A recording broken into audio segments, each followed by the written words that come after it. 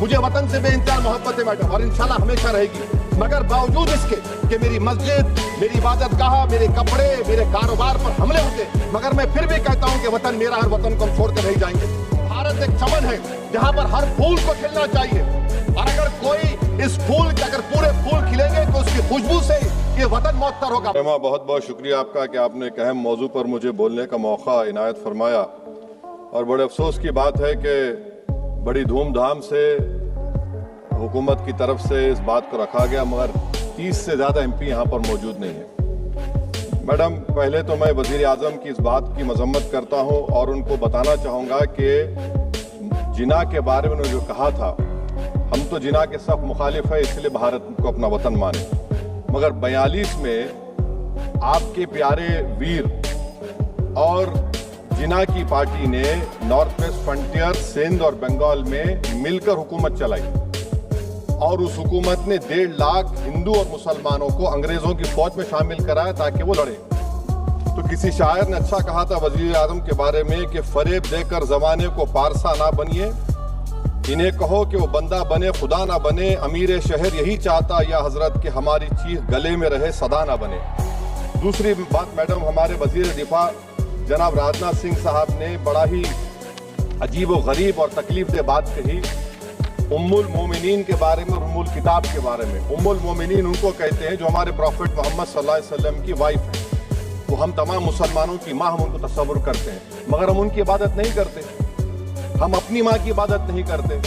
उम्मुल किताब कुरान है, हम कुरान की इबादत नहीं करते, कुरान अल्लाह का भिजावा कलाम है। तो उसके बारे में शायर ने अच्छा कहा कि खबर नहीं जिन्हें अपने दीन और मजहब की, हमें वो दीन का मतलब सिखाने निकले हैं।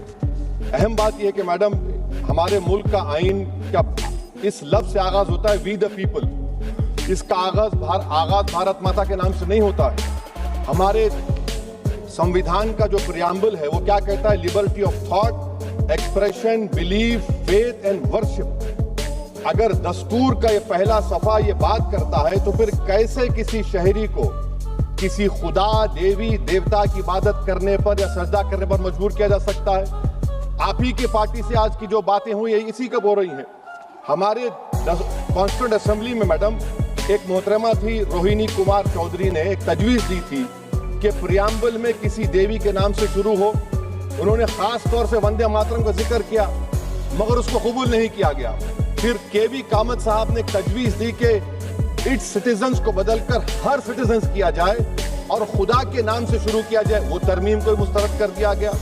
हमारे संविधान का उसूल यह है कि भारत क्या है, उसकी अवाम है, अवामी कानून की मुसन्निफ है, अवाम की मर्जी से सबसे बालातर है, अवामी हाकिम है। मुल्क किसी खुदा, देवी, देवता, मजहबी इलामत के नाम से नहीं चलता, ना मुल्क किसी एक मजहब की मिल्कियत है।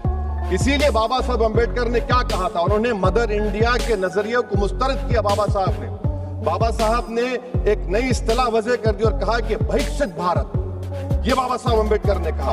अब मैडम, अगर मजहबी आजादी इस आइन का बुनियादी उसूल है तो सवाल ये पैदा होता है कि उस वक्त हमारे जो कॉन्स्टिट्यूंट असेंबली के प्रेसिडेंट थे जनाब राजेंद्र प्रसाद साहब ने किस बुनियाद पर वंदे मातरम को कौमी तराना करार दिया? ना तो कोई सेक्यूर रेजोल्यूशन है इसके बारे में। मैडम, मैं आपको बताना चाहूंगा कि जुडिशरी क्या कहती है। बीजू इमैनुअल केस है 1986 का, जिसमें जिहोवा विटनेस ने कहा कि मैं नेशनल एंथम के वक्त खड़े रहूंगी, पढ़ूंगी नहीं। सुप्रीम कोर्ट ने कहा कि उसने कोई गुनाह नहीं किया। वहीं एक 2017 का केस है अश्विनी उपाध्याय का केस सुप्रीम कोर्ट का, उन्हें कहा गाइडलाइंस दिए जाएं वंदे मातरम पर, सुप्रीम कोर्ट ने नहीं कह दिया। फिर आप आ जाइए madam, prevention of insult act national 1971, इसमें नेशनल सॉन्ग नहीं है, सिर्फ नेशनल एम्बलम और आपका नेशनल एंथम है। फिर आप आ जाइए 40th अमेंडमेंट आर्टिकल 51 है, 76 में पास हुआ, उसमें भी इसका कोई जिक्र नहीं है। मैडम, मैं आपके सामने बताना चाहूंगा कि हमारा भारत एक इसका मजमुआ क्या है, इसमें हिंदू है, मुसलमान है, सिख है, ईसाई है, जैन है, एथिस्ट है, मेहनत कश है, किसान, गरीब, मजलूम और दलित है। मगर अगर जो तकारीर आज हमने यहाँ पर सुनी और बाहर जो सुनते हैं, अगर भारत को देवी कहने और उसके आगे सजदा करने, तो दरअसल कौम परस्ती को, वतन से मोहब्बत को मजहब में तब्दील कर रहे हैं। और फिर यहाँ पर बोल रहे हैं कि अगर भारत में रहना है तो वंदे मातरम गाना पड़ेगा। भाई, ये तो संविधान के खिलाफ है, सुप्रीम कोर्ट के जजमेंट के खिलाफ है। अगर वंदे मातरम मैडम कौमियत का मियार है तो फिर सवाल ये है कि हजरत मोहानी की कौमियत क्या थी जिसने इनकलाब जिंदाबाद का नारा दिया? अगर यूसुफ मेहरली ने quit India Simon go back का नारा दिया तो उसकी कौमियत क्या थी? अगर हैदराबाद से मौलवी अलाउद्दीन जो मक्का मस्जिद का पहला मुजरिम है काला पानी में, और सूबेबाज खान जो मारकर लाश को लटका दिया गया था हैदराबाद में 8 दिन तक, उसकी कौमियत क्या थी? अगर इनायतुल्लाह काफी जो जिहाद का फतवा अंग्रेजों के खिलाफ दिया मुरादाबाद में, जब उनको 2 दिन में फांसी की सजा दी गई, और जब फांसी की सजा की ओर जा रहे हैं तो इनायतुल्लाह मौलाना काफी की जबान पर क्या था? वो रसूलुल्लाह हमारे प्रॉफिट की नात पढ़ रहे थे। क्या पढ़ रहे थे? कोई गुल बाकी रहेगा ना चमन रह जाएगा, पर रसूलुल्लाह का दीन हसन रह जाएगा। तो उनकी कौमियत क्या थी? माल्टा की जेल में महमूदुल हसन, हुसैन अहमद मदनी 6 महीने माल्टा की जेल की ग्राउंड में पड़े रहे, उनकी कौमियत क्या थी? अल्लामा फजल खैराबादी का वो सेल काला पानी का पुकार कर इनसे पूछ रहा है, जो वहीं पर मर गए, खबर वहां पर है, बताओ मेरी कौमियत क्या थी? मैडम, मैं एक मुसलमान हूँ, मैं इस्लाम को मानने वाला बावकार इंसान हूँ, और मेरे मजहब की बुनियादी तालीम तौहीद है, ला इलाहा इल्लल्लाह, नहीं है कोई खुदा सिवा अल्लाह के।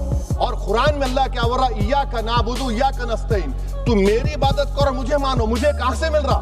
आर्टिकल 25 से मिल रहा है। मुझे कहां से मिल रहा है? Liberty of thought, expression, belief, faith and worship से मिल रहा है। तो इसको जोड़ना ये बहुत ही खतरनाक होगा। और हमारे प्रॉफेट मोहम्मद सल्लल्लाहु अलैहि वसल्लम जब मदीने को गए तो उन्होंने उस वतन के लिए दुआ की, कहा कि अल्लाह मदीने की मोहब्बत हमारे दिलों में और इजाफा कर दे, मक्के से ज्यादा कर दे। तो ये इस्लाम, मुसलमान होना, हमारे ईमान में मुल्क की मोहब्बत बीच में नहीं आती, और मुल्क से मोहब्बत है और रहेगी हमेशा, क्योंकि ये अजीम कुर्बानियां यहाँ पर शामिल है जिन्होंने जंग आजादी में हिस्सा नहीं लिया। आज अगर वो वतन की मोहब्बत का दर्ज देंगे तो बड़ा गलत होगा। मैडम, मैं आपके सामने एक चीज पढ़ूंगा। 1937 रविंद्रनाथ टैगोर ने लेटर लिखा सुभाष चंद्र बोस को। मैं सिर्फ किसी ने नहीं पढ़ा ये। क्या कहा टैगोर साहब ने? But parliament is a place of union for all religious groups and there the song cannot be appropriate. When Bengali Muslims show sign of stubborn fanatism, we regard it as intolerable. When we too copy them and make unreasonable demands, it will be self-defeating. ये मैं इसको ले करूंगा madam, आप देख लीजिए। फिर दूसरी तरफ मैडम आप आ जाइए, मैं यहाँ पर बैठकर, हाँ, जितने तकारीर यहाँ पर हुए सब जनगण मन पे तनकीद किए। तो मैडम मुझे ये कहना पड़ेगा कि जनगण मन पर आप लोग इतनी तकलीफ क्यों उठा रहे हैं? आखिर इतनी तकलीफ क्यों है? तो मैं जब जाकर देखा तो मुझे 28 दिसंबर का ऑर्गेनाइजर मैगजीन का आर्टिकल मिला, जिसमें ऑर्गेनाइजर लिखता है कि what is the moral sanction behind government choice of Jana Gana Mana, except that it can be made an item of entertainment at the sumptuous parties thrown by government officials. आप बताइए इसका बोलेंगे आप? और फिर उसके काइंड कैसा करते हैं? It will mean we can not love our motherhood. Madam please, it will mean that Vande Mataram is buried alive with the word Jan Gan Mana on the tombstone, for the tomb will also be of Jan Gan Mana of the will of the people. इस पर आप क्या बोलेंगे? Madam, मैं आपको ये बताना चाह रहा हूँ कि वतन की मोहब्बत हमारे लिए बहुत अहम है, मगर ये बताइए हमको कि अभी मैडम यहाँ पर आनंद मठ के बारे में बहुत कुछ कहा गया। मैं सिर्फ 2 मिसालें आपको देता हूँ। आनंद मठ के पेज नंबर 70 और 80 को पढ़ लीजिए। इसके बाद सनातन जहां मुसलमानों के घर पाते थे, इन्हें आग लगा देते थे। आप पेज नंबर 98 पढ़िए। हमें सिर्फ इन मुसलमानों को जड़ से खत्म करना है, क्यों खुदा के दुश्मन बन चुके हैं। फिर आप पेज नंबर 115-16 दीजिए। फिर मुख्तलिफ इलाकों में मुसलमानों को सदा देने के लिए भेजे जाते, जहां मुसलमान आबादी नजर आती जला दिया जाता। फिर आप देख लीजिए मैडम, सफे नंबर 120 पेज 120, बनकिम लिखते हैं कि सनातियों को मालूम नहीं था कि अंग्रेज हिंदुस्तान को निजात दिलाने वाले हैं। ये आप क्यों कर रहे हैं? अब आप मैडम, मैं आपको पेपर्स दे कर दूंगा। मैडम, भारत में हमारी आजादी इसलिए आई और बरकरार रही कि हमने मुल्क और मजहब को एक चीज नहीं बनाया। हमने ऐलान किया कि हमारी मुल्क मुख्तलिफ तबकात मज़ाहिब पर मुश्तमिल है। हमारे मुश्तरका तकदीर हमारी कौमियत का सरचश्मा है। यह खास जबान, सखावत, मजहब नहीं है। अगर वंदे मातरम का मतन कौम और मजहब को एक बना देता है, अगर हम इसे टेस्ट बनाते हैं वफादारी का, तो फिर मान लीजिए कि ये गांधी, अंबेडकर, टैगोर, बोस और लाखों आजादी के सिपाहियों की सोच को छोड़कर गोडसे की सोच की हिंदू कौमी परस्ताना, मैडम खत्म कर रहा हूँ, हिंदू कौम परस्ताना को अख्तियार करेंगे। मुझे वतन से बेइंतहा मोहब्बत है मैडम, और इंशाल्लाह हमेशा रहेगी। मगर बावजूद इसके कि मेरी मस्जिद, मेरी इबादत गाह, मेरे कपड़े, मेरे कारोबार पर हमले होते, मगर मैं फिर भी कहता हूं कि वतन मेरा है, वतन को हम छोड़कर नहीं जाएंगे। मगर हुब्बुल वतनी का क्या मुतालबा है? हुब्बुल वतनी ये कहता है कि वतन से मोहब्बत है तो जुल्म को खत्म करो, गरीबी को खत्म करो, बेरोजगारी को खत्म करो, जबर का खात्मा करो, अमन का गहवारा बनाओ, पाकिस्तान की दहशतगर्दी को खत्म करो, एक्सप्लॉयटेशन को रोको, शरारत को रोको, मुल्क के खिलाफ की जाने वाली साजिश खत्म करो।